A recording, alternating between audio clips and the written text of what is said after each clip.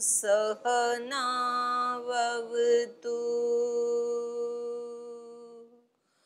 सहनौ भुनक्तु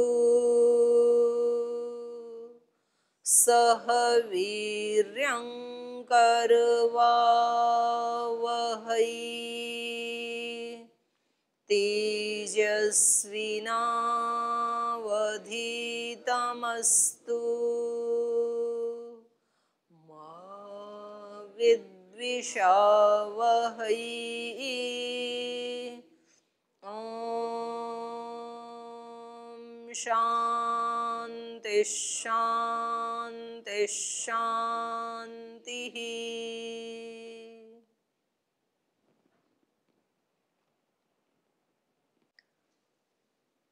ये मूल प्रकृति जो है उसको अनुमान प्रमाण से जानने का कल प्रसंग चल रहा था कि कार्य को देख करके कारण का अनुमान होता है। कार्यात कारणानुमानम तत्साहित्यात्, कार्य से कारण का अनुमान होता है क्योंकि कार्य हमेशा कारण सहित होता है।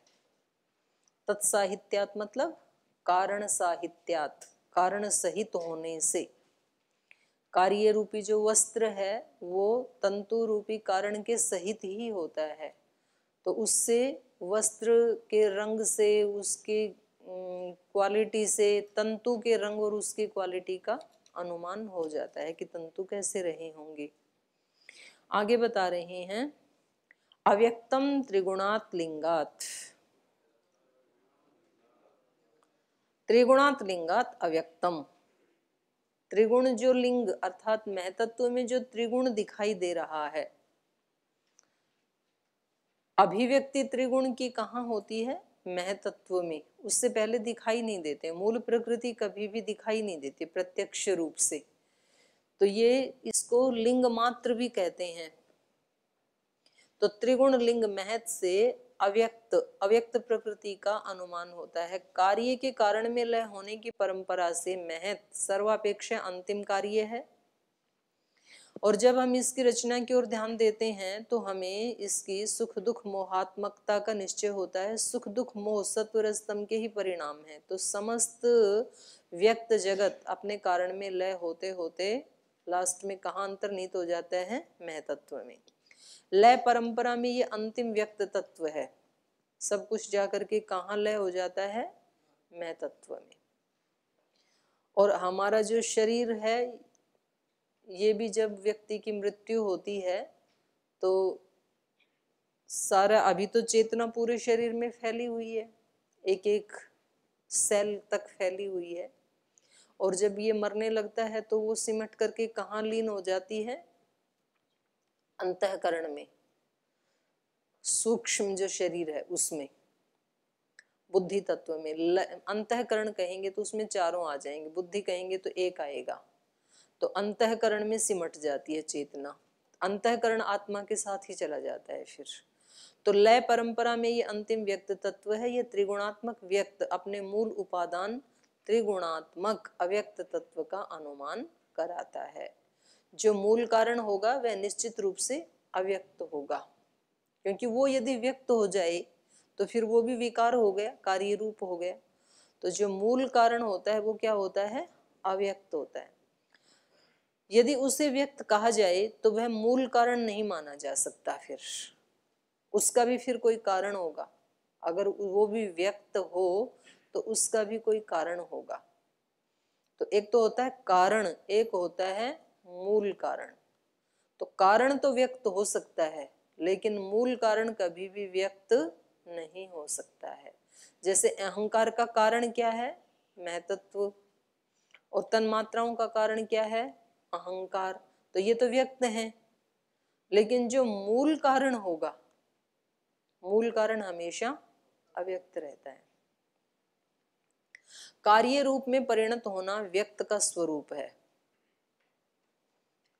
तो इसी आशय से सूत्रकार ने प्रस्तुत सूत्र से कहा कि त्रिगुणात्मक लिंग अर्थात महतत्व से अव्यक्त प्रकृति का अनुमान होता है। इस प्रकार सामान्य तो दृष्ट अनुमान से प्रकृति की सिद्धि होने पर उसको अभाव रूप बताना या उसकी उपेक्षा किया जाना, ये संभव नहीं है। तो इसलिए कह रहे हैं तत्कार्यतस तत्सिद्धे नापलापः।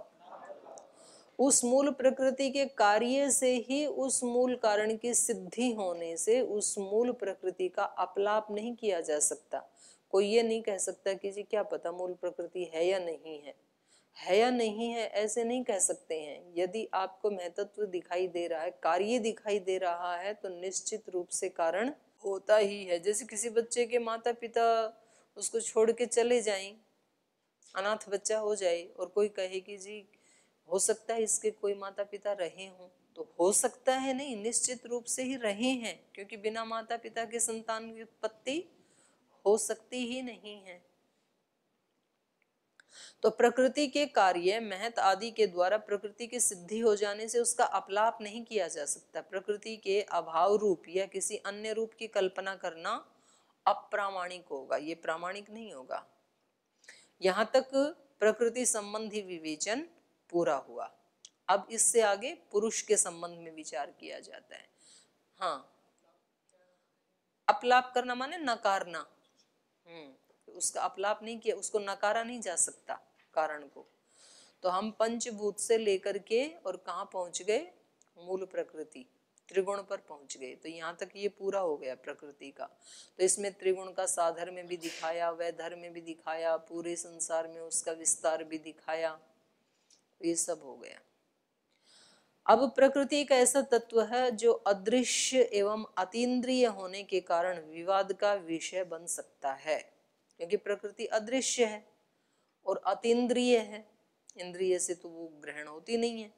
तो कुछ कहेंगे कि है, कुछ कहेंगे नहीं है, तो ये विवाद का विषय बन सकता है। पर स्वयं अनुभूयमान आत्मा के संबंध में ऐसी स्थिति नहीं है। आत्मा तो हम स्वयं आत्मा हैं और हमें अपने स्वयं की अनुभूति तो होती है। किसी भी व्यक्ति की अनुभूति नहीं है ना कि मैं हूं या नहीं हूं।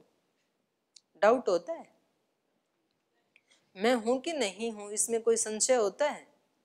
मैं हूं, पक्का हूं। रविकांत जी है ना? हम अरे रहस्य क्या है इसमें? आप हो या नहीं हो, इसमें क्या रहस्य है? ये भी रहस्य है कि पता नहीं जी मैं हूं या नहीं हूं, बड़ा रहस्य है इसमें। इसमें कौन सा रहस्य है? हैं? ना ना, आप स्वरूप क्या है ये तो रहस्य हो सकता है, पर आप हैं या नहीं इसमें तो कोई रहस्य नहीं है। ये इसमें भी डाउट है। रहस्य और डाउट एक ही बात है। ना ना, उत्तर छोड़ दो, बस इतना बता दो आप हो या नहीं।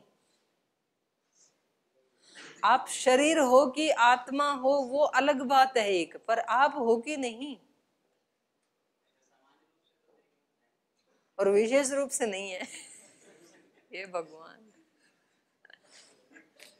इतने भी ज्यादा दार्शनिकता में मत डूबो भाई कि मतलब सामान्य सामान्य प्रश्नों को भी गोल जलेबी बना दो।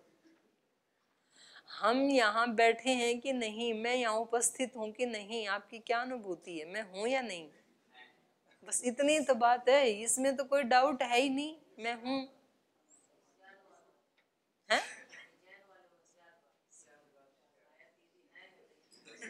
स्यातवाद। इसमें तो स्यातवाद नहीं है, ये तो पक्का है मैं हूँ।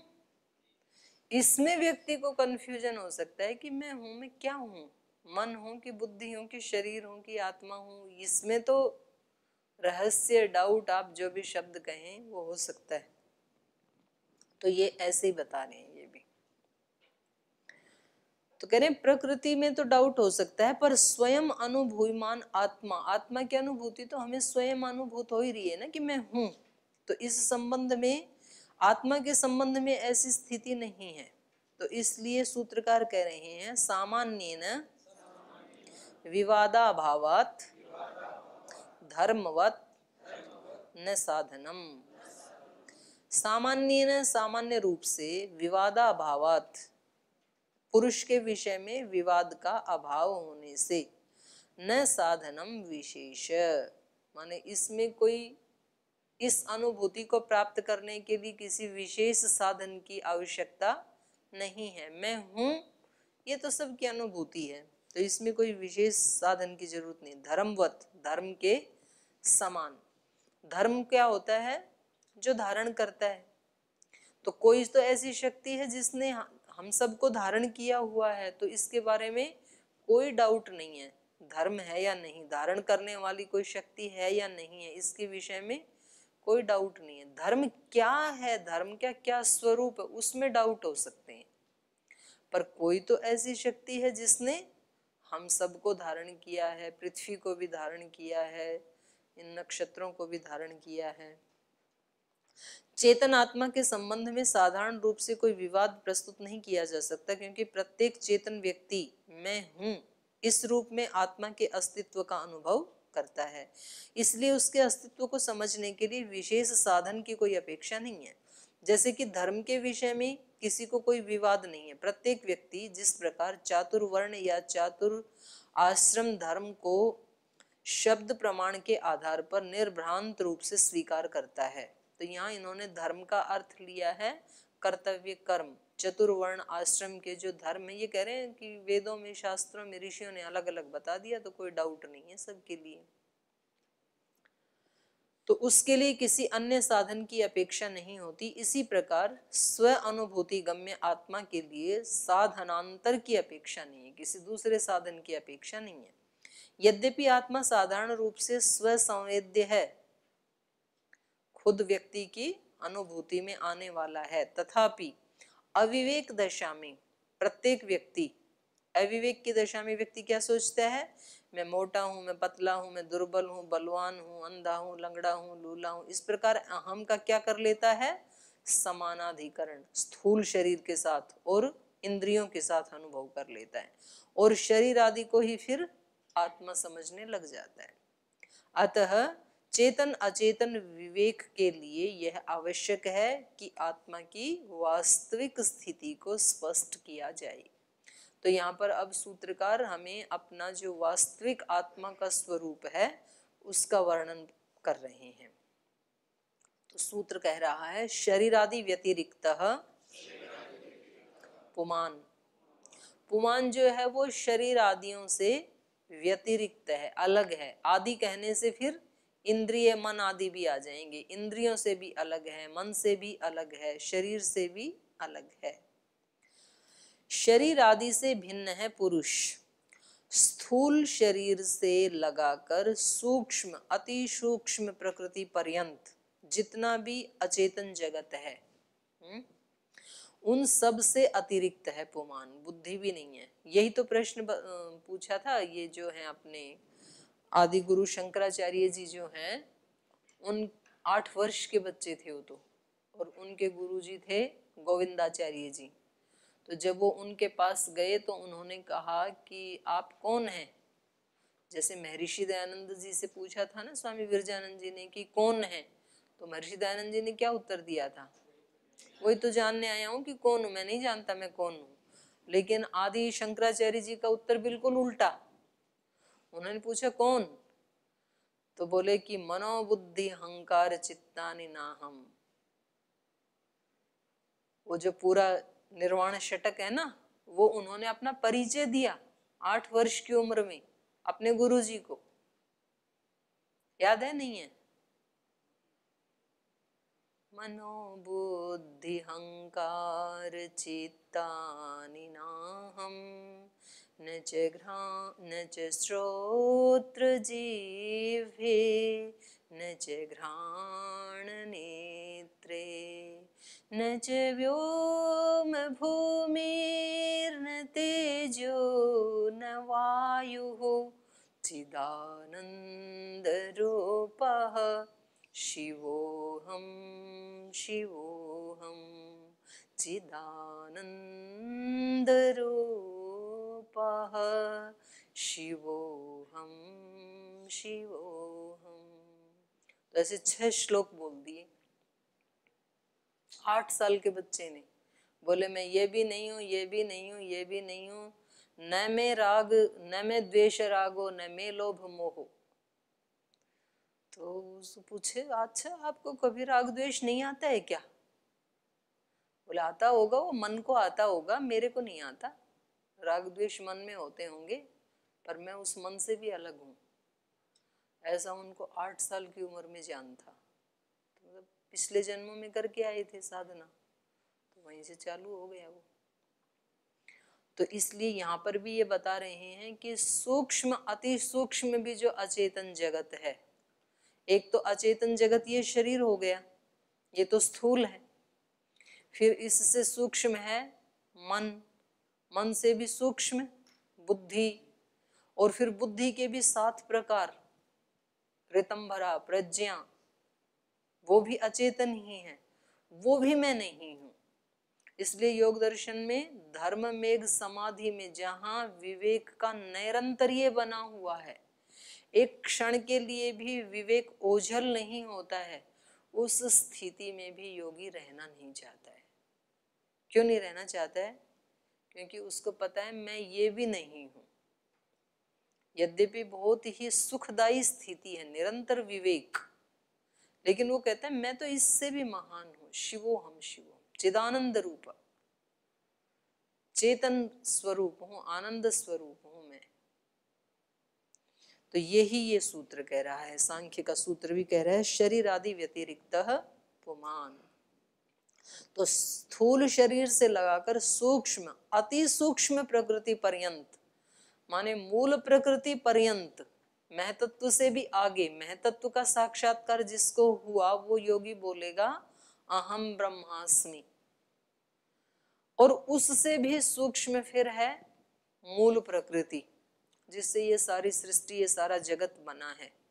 जगत जननी जिसको कहेंगे, स्वधा स्वाहा जिसको कहेंगे, स्वाहा स्वाहा रोज बोलते हैं ना, तो वो संबोधन है, उस मूल प्रकृति को ही संबोधन है वो।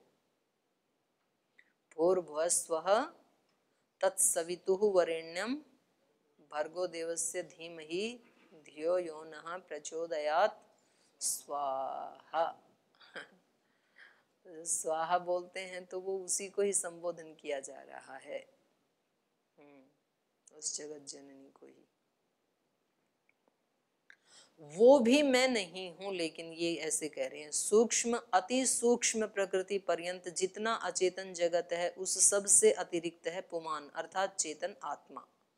मूल रूप से सांख्य 2 तत्व स्वीकार करता है, जड़ और चेतन। प्रकृति और उसके समस्त विकार जड़ हैं, तथा अनंत जीवात्मा और एक परमात्मा ये चेतन है।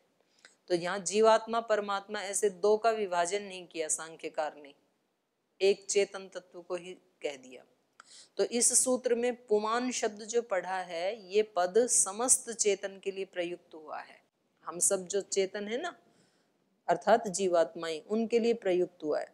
जीवात्मा अविवेक के कारण शरीर, इंद्रिय और बाह्य अर्थों के साथ अभेद ग्रहण करता हुआ भी वास्तविक स्थिति में वह इन सब से अतिरिक्त है।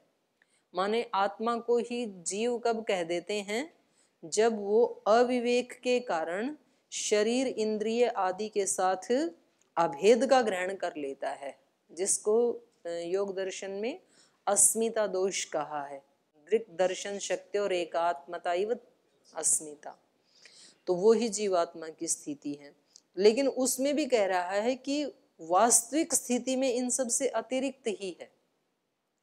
शरीर और इंद्रिय बुद्धि आदि से युक्त कभी हो सकता नहीं है, अज्ञान से युक्त कभी हो सकता नहीं है, क्योंकि उसका स्वरूप ही निर्लिप्त है। लेकिन वो अविवेक के कारण, अज्ञान के कारण ऐसा मान लेता है, आरोपित कर लेता है।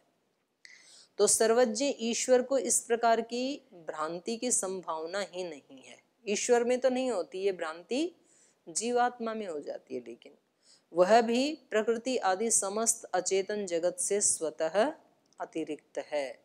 तो ये चेतन का स्वरूप बताया इन्होंने।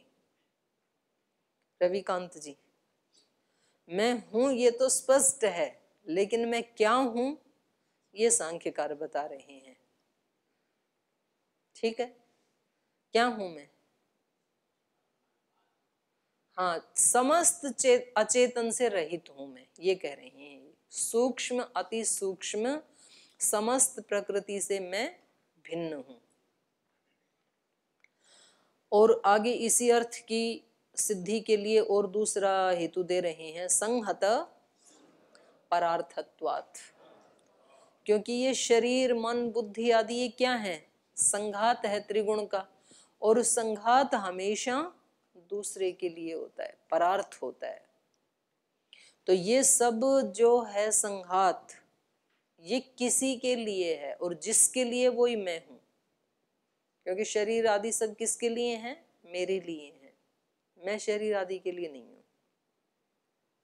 जीवात्मा के लिए भोग और अपवर्ग की सिद्धि के प्रसंग में 31वें सूत्र के द्वारा जीवात्मा चेतन की सिद्धि के लिए इस हेतु का प्रथम उल्लेख किया गया है। यहाँ पर भी इसका उपन्यास जीवात्मा के अस्तित्व को सिद्ध करने के लिए, इस प्रसंग में चेतन मात्र के अस्तित्व को सिद्ध करने के लिए आगे हेत्वांतरों का निर्देश है। तो उसमें उक्त हेतु का संग्रह कर लिया गया है। वहां भी आया था ना, संहत परार्थत्वात्। संहत अर्थात संघात रूप में विद्यमान समस्त अचेतन तत्व, ये परार्थ देखा जाता है। तो उसकी समस्त प्रवृत्ति, संघात की सभी प्रवृत्ति किसके लिए होती हैं? पर के लिए होती है। तो इससे विलक्षण है वह पर है। किससे विलक्षण? इस संघात से। इस संघात से जो विलक्षण है, विशेष लक्षण वाला है, विशेष स्वरूप वाला है, वो कौन है? पर। और उसी के लिए इसकी रचना हुई है, उस पर के लिए ही, अर्थात वो आत्मा। तो इससे विलक्षण वह पर है, इसका भोक्ता जीवात्मा। यदि भोक्ता जीवात्मा का अस्तित्व न माना जाए तो जगत की प्रवृत्ति निष्फल है। माने अगर उसके लिए जगत को ना माने तो जगत को बनाने का फिर और कोई प्रयोजन ही नहीं है। तो देखो कितना सुंदर संसार परमात्मा ने हमारे लिए बना के दिया, कितनी बड़ी कृपा है। तो उस परमात्मा के सामने सिर नहीं झुकाएंगे तो और क्या करेंगे? उसको प्रणाम नहीं करेंगे तो और क्या करेंगे? इतना सुंदर संसार बना करके, इतना शक्तियों से भरा हुआ, विचित्रताओं से भरा हुआ, विशेषताओं से भरा हुआ ये शरीर और संसार दोनों बना करके हम जीवात्माओं को दे दिए भोग और अपवर्ग के लिए। और एक हम हैं कि हमारी दृष्टि हमेशा रोटी बनाने पे, रोटी खाने पे, सो जाने पे, उसी पे रहती है। ध्यान ही नहीं देते हैं कि भगवान जी ने हमारे लिए कितना किया है और किसके लिए किया है। रोटी तो खानी है, पर रोटी के साथ साथ ये भी तो ध्यान रखना है रोटी खानी किसके लिए है, किसके लिए खानी है रोटी, किसके लिए खानी है? भोग अपवर्ग दोनों के लिए, भोग और अपवर्ग दोनों के लिए। तो इस प्रकार से भोग्य अचेतन से विलक्षण भोक्ता चेतन आत्मा का अस्तित्व सिद्ध होता है। चेतन मात्र की सिद्धि के लिए सूत्रकार हेतु का निर्देश कर रहे हैं, त्रिगुणादि विपर्यात। ये जो चेतन है ये कैसा है? त्रिगुण आदि से ये विपरीत होने के कारण, माने उनका जैसा नहीं है, इसलिए भी ये उनसे अलग है, उनसे विलक्षण है। सत्व रज तमस ये 3 गुण हैं। और आदि सूत्र में जो पढ़ा है तो आदि पद से इनके समस्त परिणाम, महतत्व, अहंकार आदि, तो अन्योन्य मिथुन वृत्तिता, अन्योन्य मिथुन वृत्ति समझते हैं। सत्वरज तम की जो एक दूसरे के साथ जुड़ करके जो नए नए प्रोडक्ट बन जाते हैं, कई महतत्व, अहंकार, ये सब जो बन गए, इसको कहेंगे अन्योन्य मिथुन वृत्तिता। जड़ता आदि का ग्रहण कर लेना चाहिए, तो वो आदि पद से कह दिया सूत्र में। इस प्रकार त्रिगुणात्मक मूल उपादान और उसके समस्त परिणाम महत आदि से विपरीत एक विलक्षण तत्व को स्वीकार किया गया है। यह तत्व त्रिगुणातीत, तीनों गुणों से अतीत है, अपरिणामी, कोई परिणाम नहीं आता उसमें। चेतन आत्मा है जो जीवात्मा और परमात्मा इन 2 रूपों में इसका वर्णन किया गया है। और इसी के लिए अगला सूत्र कह रहे हैं, इसकी पुष्टि के लिए, अधिष्ठानाच्च इति। अधिष्ठान से भी चेतन की सिद्धि होती है। अधिष्ठान माने आश्रय, आधार। जितना त्रिगुणात्मक अचेतन जगत है उसका कोई अन्य चेतन अधिष्ठाता है। अधिष्ठान का मतलब अधिष्ठाता किया इन्होंने। जो अचेतन में प्रवृत्ति आदि का हेतु बनता है। अचेतन में तो कोई प्रवृत्ति या गति नहीं होनी चाहिए, फिर भी जो प्रवृत्ति और गति दिखाई दे रही है उसका अधिष्ठाता कौन है? चेतन। चेतन के कारण ही हो रही है। जिस प्रकार रथ आदि अचेतन की प्रवृत्ति का हेतु एक यंता माने उसको चलाने वाला अधिष्ठाता रहता है, इसी प्रकार बुद्धि से लेकर स्थूल भूत निर्मित शरीर तक जितना ये संघात है, इसमें प्रवृत्ति का हेतु कोई चेतन अधिष्ठाता होना चाहिए, और वो है जीवात्मा। जैसे इस शरीर का अधिष्ठाता एक चेतन है, ऐसे ही अखिल अचेतन प्रकृति का भी एक चेतन अधिष्ठाता होना चाहिए। माने हमारे शरीर के अधिष्ठाता तो हम आत्माएं हैं, और फिर ये सारी जो बाहर जड़ प्रकृति दिखाई दे रही है उसका अधिष्ठाता एक फिर परमात्मा है। आत्मा से कई कई अनंत अनंत गुणा अधिक जिसकी शक्ति है वो परमात्मा है। क्योंकि ब्रह्मांड भी तो हमारे शरीर से कितने गुणा बड़ा है, अनंत अनंत गुणा बड़ा है। हमारा शरीर ब्रह्मांड के सामने क्या है? परमाणु भी कहाँ, परमाणु के भी कई कई टुकड़े कर लो तो भी।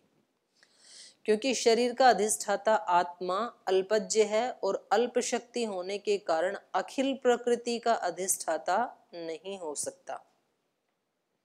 मतलब ये मोक्ष को भी प्राप्त कर ले, अनेक सिद्धियों को भी प्राप्त कर ले, बहुत ज्यादा शक्ति संपन्न हो जाए, तो भी अखिल विश्व का अधिष्ठाता नहीं हो सकता है। तो इस वर्णन से ये भी पता लग रहा है कि आत्मा कभी भी परमात्मा के स्वरूप वाला नहीं हो सकता है। बहुत महान हो सकता है, उसकी शक्तियां भी बहुत बहुत बहुत ज्यादा हैं। हमारे अंदर जो शक्तियां हैं जिनका हमने आज तक कभी यूज ही नहीं किया, प्रयोग ही नहीं किया, ऐसे ही पड़ी हुई हैं फालतू, खाली जंग लग रहा है, देखा भी नहीं उन शक्तियों की तरफ। और अगर हमने प्रयोग भी किया तो बस बाहर बाहर से छिलके छिलके का प्रयोग कर लिया, केले के छिलके का। केला अभी ऐसे ही है। मतलब हमने विश्वास भी किया तो कितने लोगों पे किया? 2-4 लोगों पे किया। जबकि विश्वास करने की शक्ति कितनी है हमारे अंदर? अनंत है। हमने प्रीति भी की तो कितने लोगों से की? 2-4 10-20 से की। जबकि प्रीति करने की शक्ति हमारे अंदर कितनी है? हम पूरे देश से प्रीति कर लें और पूरे संसार से भी प्रीति कर लें तो भी वो कम नहीं होगी, इतनी सारी है, लेकिन हमने कभी यूज की नहीं उसको। हमने धैर्य शक्ति का भी प्रयोग किया तो कितना किया? एक लिमिट बना ली हमने कि यहाँ तक सहन करेंगे, उसके बाद नहीं रखेंगे धैर्य। अगर हम उसको प्रयोग करने लगे तो इस आत्मा में कितना धैर्य है? अनंत धैर्य।